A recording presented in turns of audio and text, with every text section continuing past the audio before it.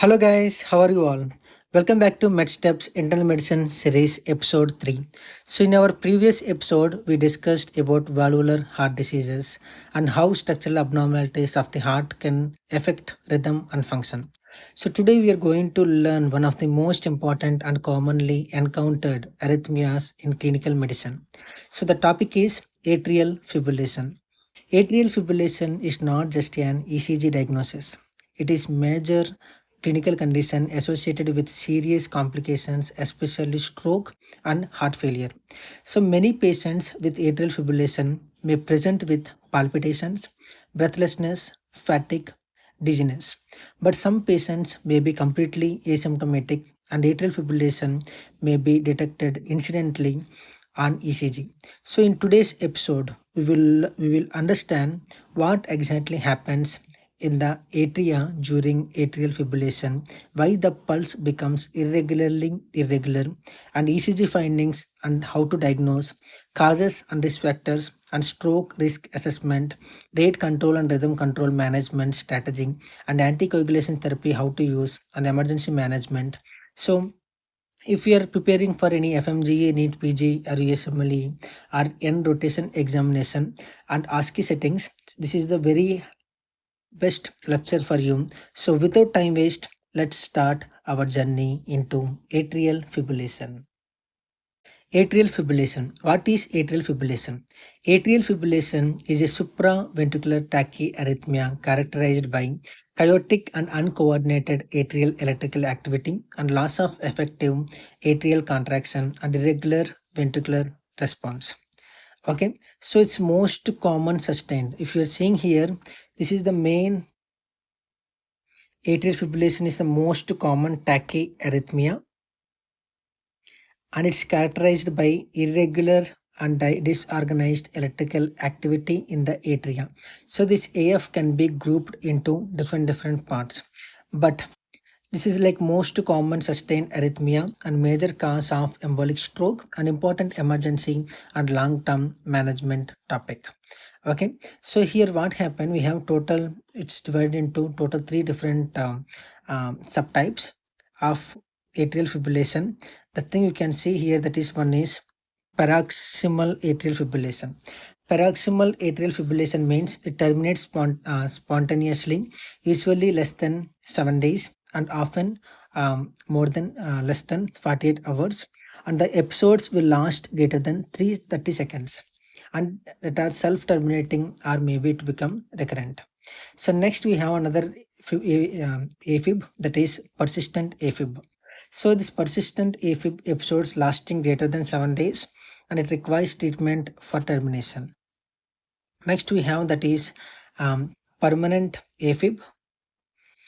Permanent AFib, that is AFib that fails to terminate using cardioversion. So accepted AFib and rhythm control not attempted. Okay, so this AFib that is terminated by relapses within 24 hours or long-standing AFib usually longer than 1 year. So another AFib we have, that is long-standing AFib, persistent AFib, that is continuous AFib for greater than 12 months. Okay, so now you can see here that is why people will get that AFib. First of all, we have to understand the normal conduction and normal cardiac electrical pathway. So first we can see the normal conduction starting with the SCA node, then after it will go to atrial depolarization, then after atrioventricular node, then after bundle of His, then after Purkinje fibers, then after ventricular contraction. What happens in AFib? So multiple abnormal electrical impulses develop in atria. So you can see the rapid atrial activation. You can see then like 350 to 600 impulses per minute. So the atrioventricular node receives irregular signals. So the irregular ventricular contraction, we can see that is irregular pulse. So then we call that is atrial fibrillation. Okay. So if you're seeing here pathophysiology, in pathophysiology, we have some irregular disorganized electrical activity in the atrium from rapidly firing cells at the junction of the pulmonary veins in the left atrial muscular. So first of all, we have some risk factors, that is cardiac diseases. So the atria will become stretched and it will become fibrosis. Okay, so the electrical will become remodeling. Then after multiple re-entry circuits, we can see. Then after it will cause rapidly firing impulses and can cause disorganized atrial depolarization. Then ineffective atrial contractions you can see. So the atrioventricular AV node receives more electrical impulses and then it can conduct resulting in an irregular ventricular rhythm. Okay, so this multiple re-entry circuits, we can see chaotic atrial activity, then after loss of atrial contraction. So the blood stasis in left atrial appendages and we can see thrombus formation. Then after at last it will cause systemic embolism. Then after it will lead to stroke. Okay, so the stagnant blood accumulation within the atrial appendages increase risk of clot formation and it will cause embolic stroke. So this is the main pathophysiology. So next you can see here that is the main causes of atrial fibrillation. So we have some causes that is like cardiac causes or non-cardiac causes. So first we can see here that is cardiac causes. That is the most common cause will be like you can see hypertension and coronary artery diseases, ischemic heart diseases, okay, and heart failure and valvular heart disease and sick sinus syndrome. Um, and we can see pericarditis, infiltrative heart diseases, and cardiomyopathy and myocarditis. Okay, and congenital heart disease. This is the cardiac main causes. And another thing, mitral stenosis. Mitral stenosis is the main thing. Mitral stenosis is the main cause of atrial fibrillation. Why? In mitral stenosis, we can see the left atrial enlargement. We can see then after atrial will become stretch more, and it will lead to atrial fibrillation. Okay, so that's why. Next, we can see here that is non-cardiac causes of atrial fibrillation. In non-cardiac causes of atrial fibrillation, we have one mnemonic that is that mnemonic we called pyrates. P-I-R-A-T-E-S. Okay, that is pyrates. P means pulmonary diseases like lung or pleural diseases, that is pulmonary diseases. I means some infections like sepsis. Okay, next we can see R. R means rheumatic heart disease. Rheumatic heart disease. Next one, A means alcohol abuse, and T means thyrotoxicosis, and E means electrical abnormalities like hypothermia, hypovolemia, hypokalemia. So these are things will comes. Next we can see S means surgeries, or you can see another things like pulmonary embolism or chest trauma or drug abuses. Like example like cocaine. Cocaine is the main thing can cause atrial fibrillation because of over electrical conduction. Okay, so these are the main things. Next we can see here some what are the risk factors we can see for atrial fibrillation means. The risk factors we can see here that is increasing age, hypertension, diabetes, comorbidities like obesity and sleep apnea and alcohol, more amount of alcohol consumption and hyperthyroidism and family history is the main risk factors. Okay, next you can see here that is clinical features. In clinical features, we can see some symptoms like palpitations, dyspnea, chest pain, and dizziness, syncope, and fatigue, and chest discomfort, and we can see reduced exercise tolerance. Okay, so these are the main symptoms. In signs, we can see like irregular pulse and signs of heart failure. In physical examination, the pulse findings is the main classic presentation. We can see irregular pulse. The features will be like no fixed rhythm and variable pulse volume we can see. So the other findings like tachycardia and signs of heart disease, heart failure, and increased jugular venous pressure, and we can see some murmur like if valvular disease is there, we can see murmurs. Okay, so next we can see here that is investigation. In investigation, the main thing you can see that is ECG. In ECG, there is a main classic ECG features we have to see here. In ECG, you can see instead of we can't see no P wave, means lack of P wave. Instead of fibrillatory waves like F waves, you can see. Okay, and irregular RR interval. So you can't see any P wave here, no P wave. Okay, along with that, you can see irregular R wave, RR interval. You can see here, this is 1, 2, 3, 4 boxes. Here 1, 2, 3, 4, 5 boxes. Here 1, 2, 3 boxes. So like that, you can see R wave, RR interval is different. Then after you can see narrow QRS complex. Okay, so these are the main ECG findings you can see, and along with that, for checking this heart rate, we have to follow with you have to go with 1, 2, 3, 4, 5, 6, 7, 8, 9, 10, 11, 12. So we have to check with 6 seconds R wave. In that 6 seconds R wave, we have to go with the 12 into 10. So the heartbeat will be like 120 beats per minute. Okay, so like this, we have to find out the heart rate in atrial fibrillation ECG. Okay, so here we can see the lack of P wave means and irregularly regular rhythm means we have to suspect the patient have atrial fibrillation. Okay, so if in ASCII settings, if in internal medicine or cardiology department, this is the most common ECG they will give to interpret it as a student. Okay, so as a student, what we have to do, atrial fibrillation ECG, whenever you are seeing, you have to tell no visible P waves and irregular, irregular rhythm is there and variable ventricular response. Along with that, you can see that heart rate we can tell. So these are things we have to tell, and QRS, narrow QRS complex we have to tell. So this is atrial fibrillation. Like that, we have to know how to interpret that ECG. Okay. So next one we have, that is Holter monitoring. Holter monitoring means 24 to 72 hours ECG for people with suspected paroxysmal atrial fibrillation if undetected by standard ECG recording. So we have to connect with Holter monitoring to find out that patient um, that ECG things. Okay, that electrical activity of the heart. So in investigation, we have to do ECG, then after Holter monitoring, then after full blood count like CBC for checking anemia and infection. Next, urinary and analysis we have to do. Then after thyroid function test to detect hypothyroidism. Next, we have to check electrolytes like to identify the triggers, because magnesium can cause atrial fibrillation. That's why. Next, we have to do liver function test and coagulation screen. Okay, and we can do troponin test also.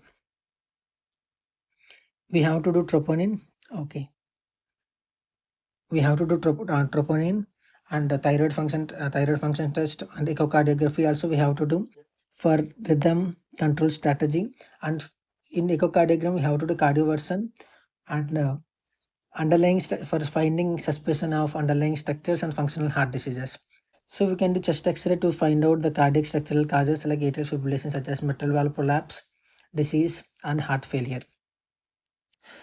Okay, so in echo is the main thing to assess the left atrial size and valve disease and liver function, left ventricle function, and the heart failure and intracardiac thrombus. Okay, next we can do CT or MRI brain should be performed if there is any suggestion like of a stroke or transient ischemic attack. Okay, so next we have one score, that is, this is the very important score we called that is we call um, CHA₂DS₂-VASc score. Okay, so this is the CHA₂DS₂-VASc score.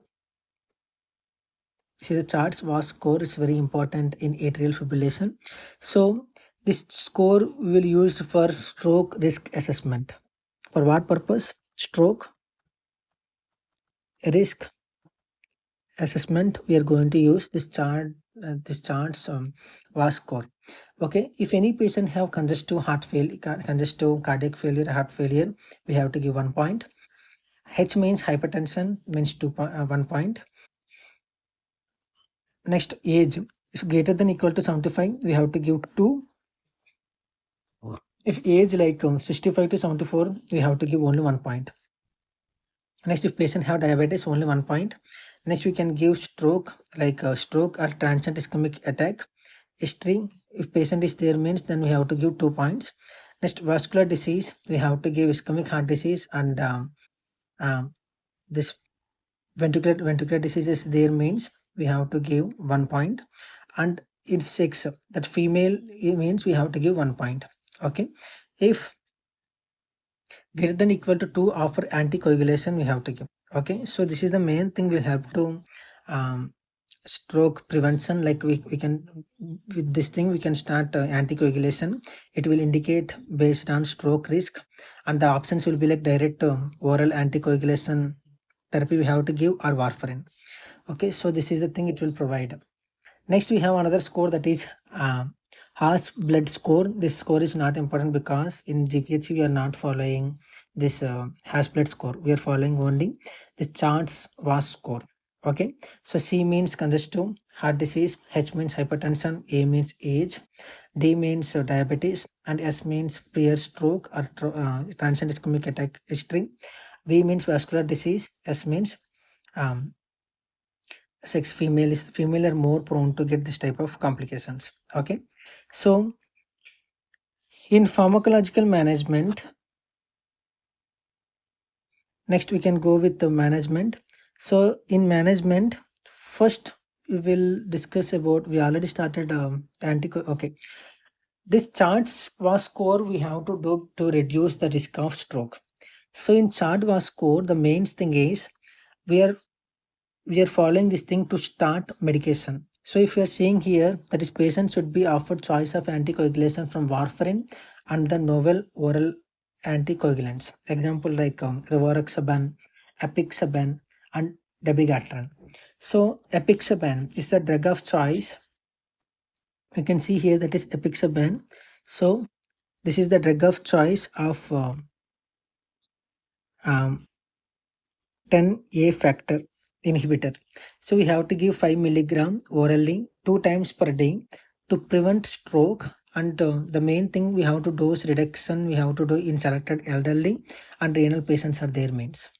Okay, next we can see rivaroxaban. Rivaroxaban is the main same to same like apixaban, like factor 10A inhibitor. We can give 20 milligram oral only one time per day. It will help to prevent stroke, and we have to the patient have to take this medication with food. Okay, next we can see that is warfarin. Warfarin is the main medication for like a vitamin K antagonist, the class of drug. So we have to adjust the dose, and the route will be like oral route. The frequency will be like daily we have to give. The indications will be like mechanical valves or selected atrial fibrillation patients. Or we can go with metoprolol like beta blockers 25 to 200 milligram orally daily to control the rate and to monitor heart rate. Or we can give diltiazem like calcium channel blocker 120 to 360 milligram orally we can give daily. We can like to control the rate to avoid in severe systolic heart failure. Next, we can give amiodarone, that is class 3 anti-arrhythmic drug, that is like 200 milligram maintenance after loading. So orally or intravenous will variable based on that route and rhythm. It will help to control the rhythm. Then after we have to monitor the thyroid and lung and liver. Okay, so for controlling rate, we have to give metoprolol or diltiazem, beta blocker, calcium channel blocker. For rhythm, we can give amiodarone like class 3 anti-arrhythmic drug. For anticoagulation, we can go with apixaban or rivaroxaban or warfarin based on patient um, comorbidities or age, and based on the thing we have to go. So next, management. In management, that the main goal will be like to prevent stroke and to control heart rhythm and rate. So first of all, we can see rate control. In rate control, we can see here B, C, D means that is the main best option to control the rate control the ventricular rate to target usually resting like less than uh, less than 80 to 110 beats per minute depending on clinical situation. So the drugs we have to use beta blockers. Okay, like example bisoprolol, carvedilol, and nebivolol. Okay, and C will be like calcium channel blockers, the rate limiting example like delta-HM and verapamil. Next, we can see like this calcium channel blocker will be like this delta-HM and verapamil will be like um, non non-dihydropyridine calcium channel blockers. Non-hydropyridine calcium channel blocker. So delta-HM or verapamil we have to give. Next, digoxin. Digoxin is the for selected patients. To preferred is their coexisting heart failure or hypertension.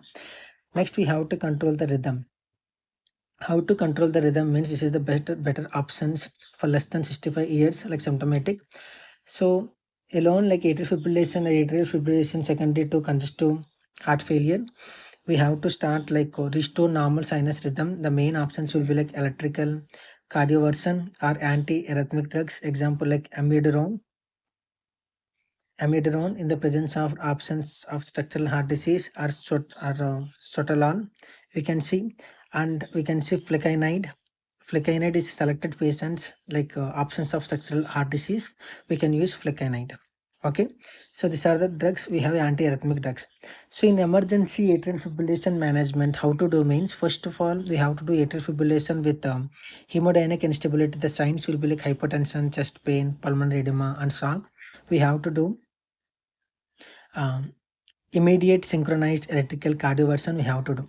So it can be used in acute scenario if the patient is hemodynamically unstable. Also it can be done as an elective procedure where a rhythm control strategy is preferred.